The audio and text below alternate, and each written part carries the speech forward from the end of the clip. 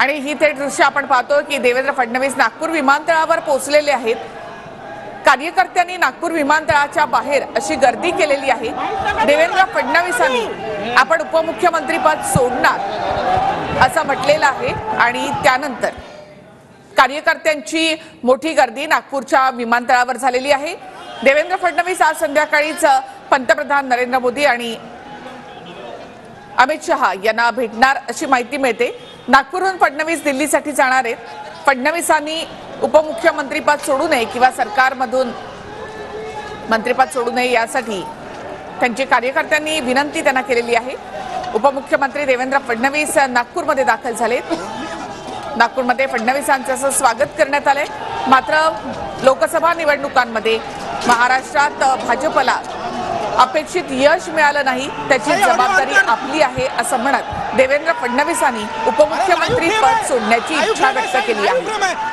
या संदर्भात फोनवर नको, समोर भेटल्यावर बोलू असा अमित शहा यांनी फडणवीसांना फोनही केला होता आणि फडणवीस आज सायंकाळी दिल्लीमध्ये जाण्याची शक्यता आहे। नरेंद्र मोदी, अमित शहा, जे.पी. नड्डा यांच्याशी ते बोलतील अशी माहिती सूत्रांकडून मिळते।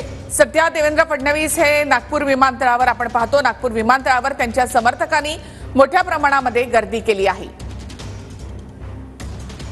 लोकसभा निवडणुकीमधल्या अपयशाची जबाबदारी आपली असं म्हणत देवेंद्र फडणवीस यांनी सरकारमधून आपल्याला मोकळं करावं अशी विनंती वरिष्ठांना केलेली आहे।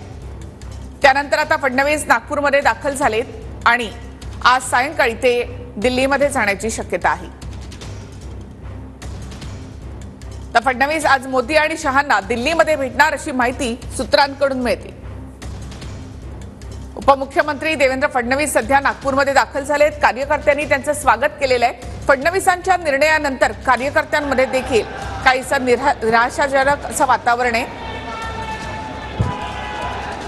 फडणवीसांनी आपली भूमिका याआधी स्पष्ट केलेली आहे, मात्र भाजपकडून त्यांचे मनधरणी करण्याचे प्रयत्न सुरू आहेत। नेत्यांनी देखील त्यांची समजूत घातली, मात्र फडणवीस आपल्या निर्णयावर ठाम असल्याचंही कळतं।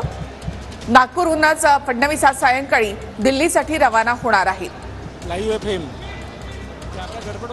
देवेंद्र फडणवीस आजच मोदी आणि शहा यांची भेट घेण्याची शक्यता आहे।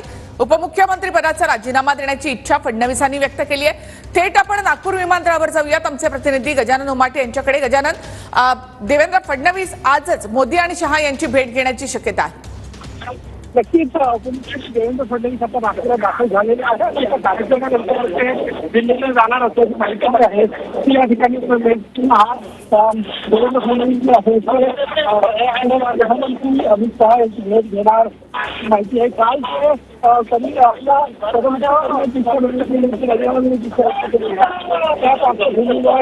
जे आहे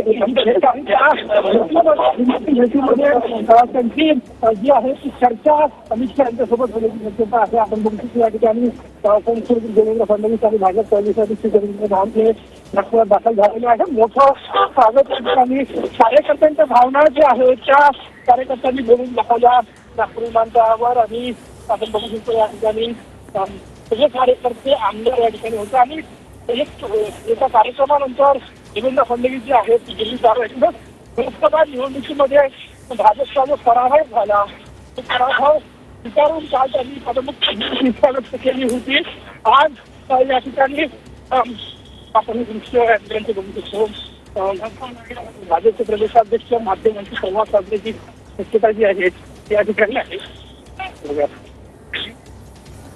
तर फडणवीस आज मोदी आणि शहांना दिल्लीमध्ये भेटणार अशी माहिती सूत्रांकडून मिळत आहे।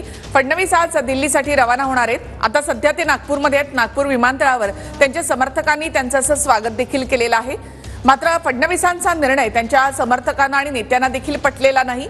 फडणवीस आज दिल्लीमध्ये जाऊन आपली भूमिका अमित शहा आणि नरेंद्र मोदी यांच्या समोर मांडणार आहेत।